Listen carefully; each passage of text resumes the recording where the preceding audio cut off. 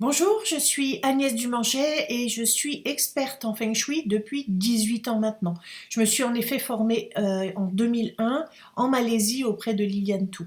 Et au travers de cette vidéo, j'avais envie de vous faire un petit témoignage, de vous apporter mon témoignage sur ce que j'ai vécu pendant des années concernant l'argent et l'abondance. En fait, quand je me suis mise à mon compte en Feng Shui en 2001, on va dire que les choses se sont tout de suite ont été tout de suite fluides. C'est vrai que j'étais passionnée, j'ai senti tout de suite un engouement pour le Feng Shui, une passion pour le Feng Shui qui était que je pouvais pas remettre en question. Tout s'est mis en action assez facilement. Pendant plusieurs années, j'ai équilibré mes comptes, mais malgré tout, malgré le fait que j'arrivais à rentrer de l'argent, je voyais aussi qu'il y avait de l'argent qui sortait régulièrement. Ce qui fait qu'en fait, je vivais correctement de ma pratique, mais je sentais bien que c'était un effort à renouveler sans cesse. Donc c'était quand même assez fatigant, assez laborieux. À un moment donné, dans ma vie, des choses ont changé. Et à ce moment-là, concrètement, ça a été vraiment une sorte de descente aux enfers, on va le dire, puisque financièrement, mais malgré le Feng Shui et les bases, les techniques de Feng Shui que je connaissais, j'arrivais pas à remonter j'arrivais pas à remonter la pente financièrement. Et je vais pas vous raconter tout ce que j'ai vécu, mais j'ai vraiment galéré. Même si j'ai réussi à maintenir ma société en vie, ça a été vraiment difficile. Donc d'abord j'ai cherché du côté du Feng Shui, mais je sentais un petit peu comme avec mes clients que c'était pas tout à fait ça, j'arrivais pas à le débloquer, ça faisait des soubresauts, je rentrais suffisamment d'argent pour vivre, mais ça repartait aussitôt, du coup j'étais vraiment, on va dire, la tête limite sous l'eau. Et du coup, à un moment donné, je me suis intéressée à tout ce qu'on pourrait appeler bon, la loi d'attraction, bien entendu. Je me suis intéressée à cette technique-là. J'ai mis en application. Et puis, j'ai cherché surtout du côté des mécanismes de l'abondance. Et à ce moment-là, on en parlait assez peu, puisque j'ai commencé à chercher du côté des croyances limitantes que l'on a à l'intérieur de soi et qui nous empêchent en fait d'accéder au bonheur, on va dire, ou à des domaines de notre vie épanouie. Alors des croyances, on en a dans le domaine, beaucoup dans le domaine de l'argent, mais aussi beaucoup dans le domaine de l'amour, et on en a dans tous les domaines, on en a dans les domaines de la santé, de la famille, etc.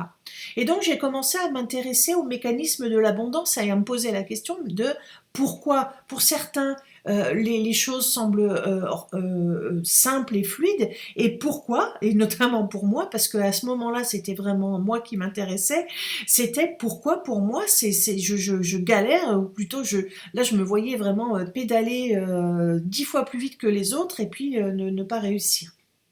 Et donc, j'ai cherché du côté des mécanismes de l'abondance et j'ai trouvé des pistes plus qu'intéressantes.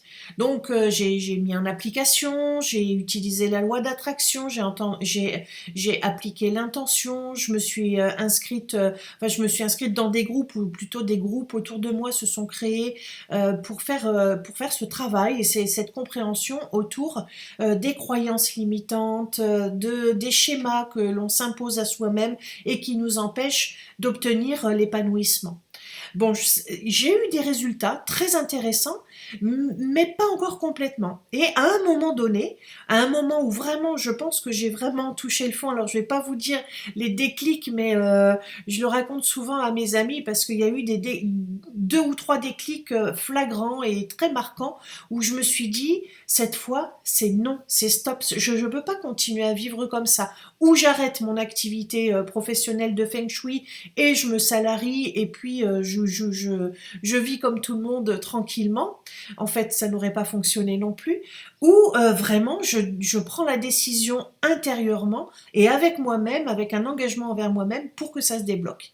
Et à ce moment-là, certainement parce que la décision avait été prise, comme si et bizarrement, je ne sais pas pourquoi, je n'y avais pas pensé avant, il y a eu vraiment un déclic entre mon activité de Feng Shui et ce que je venais d'apprendre sur les mécanismes de l'abondance. Et je me suis rendu compte en observant ce que je sentais, ce que je vivais, ce que j'avais comme croyance à l'intérieur de moi vis-à-vis de l'argent et de l'abondance, eh bien je me suis rendu compte que il suffisait que je regarde mon habitat pour qu'il me livre toutes les réponses dont j'avais besoin.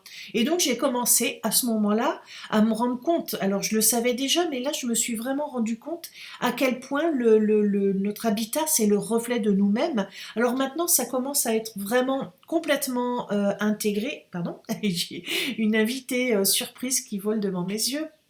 Donc c'est complètement intégré, le fait que le monde, les situations qui nous entourent, les gens qui nous entourent, les situations difficiles que l'on vit, ce sont des reflets de ce que l'on a à l'intérieur. Ça commence à rentrer vraiment dans l'inconscient. Mais à ce moment-là, il y a peut-être 5 ans en arrière, hein, c'est pas très vieux, c'était tout nouveau pour moi de découvrir à quel point notre habitat, c'est le reflet de nous-mêmes, ça je le savais, mais à quel point c'est plus que ça, il est notre miroir, notre ami, notre allié et surtout notre propre thérapeute.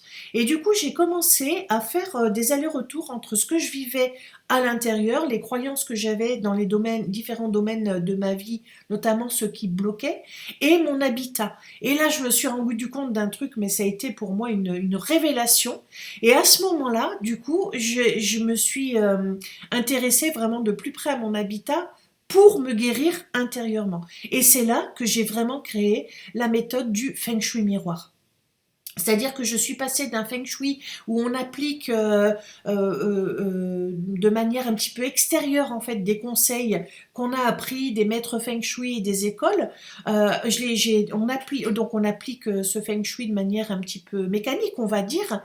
Eh bien, j'ai commencé à l'appliquer de manière globale et holistique. C'est-à-dire que j'ai commencé à travailler avec mes clients et avec moi-même d'abord, hein, mais aussi avec mes clients de manière systémique. On regarde l'intérieur de soi, on regarde comment ça résonne à l'extérieur. Et quand on n'arrive pas à trouver le blocage à l'intérieur de soi, on cède de notre habitat pour le transformer à l'intérieur. Et là, ça a été vraiment le début pour moi d'une nouvelle façon de fonctionner. Et le Feng Shui miroir, ça a été vraiment ma révélation et ma grande création parce que j'ai senti des choses qui se débloquaient, qui se dénouaient vraiment. Et à partir de là, les choses ont pris un tour complètement différent. C'est exactement comme si vous aviez un engrenage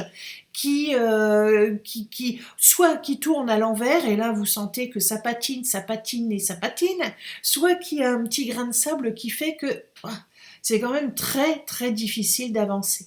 Et au moment où j'ai commencé à mettre en application d'abord chez moi le Feng Shui miroir, j'ai découvert d'un coup l'engrenage il s'est vraiment emballé, on va dire ça comme ça. Et j'ai senti que les choses se mettaient à repartir dans le bon sens. Et depuis ça fait quelques années, j'ai senti vraiment ma vie se transformer, s'accélérer, les choses devenir beaucoup plus fluides et beaucoup plus agréables.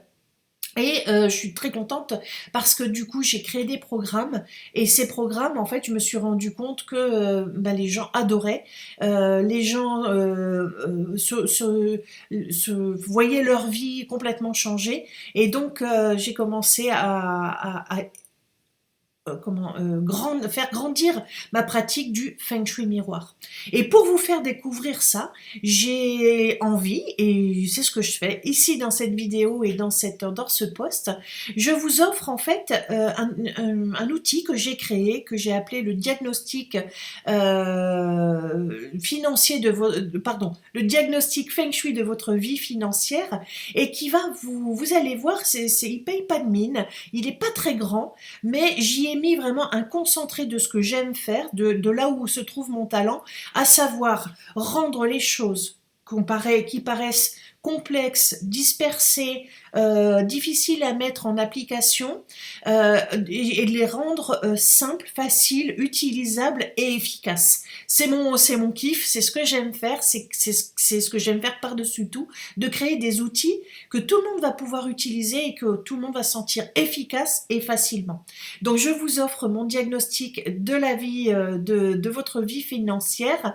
Il vous suffit de vous inscrire alors ça va selon ou vous êtes sur un smartphone, une tablette, un ordinateur ou autre, vous allez voir quelque part autour de la vidéo dans le post un lien sur lequel vous allez cliquer et vous allez juste pouvoir me donner le meilleur email sur lequel vous souhaitez que je vous envoie votre diagnostic de Feng Shui de votre vie financière. Et à partir de là, laissez faire la magie, c'est entièrement gratuit. C'est mon cadeau, c'est pour vous permettre de découvrir une autre pratique du Feng Shui.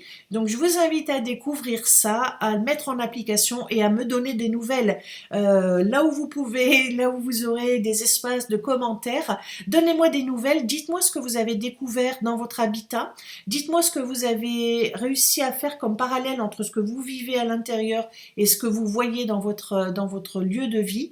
Et dites-moi surtout si vous avez des choses qui se modifient, qui commencent à se dénouer dans votre vie, en particulier dans l'activation de votre abondance. À très bientôt, donnez-moi de vos nouvelles, ça me fera vraiment plaisir et c'est encore une fois, c'est avec un grand plaisir que je vous offre ce diagnostic de votre vie financière.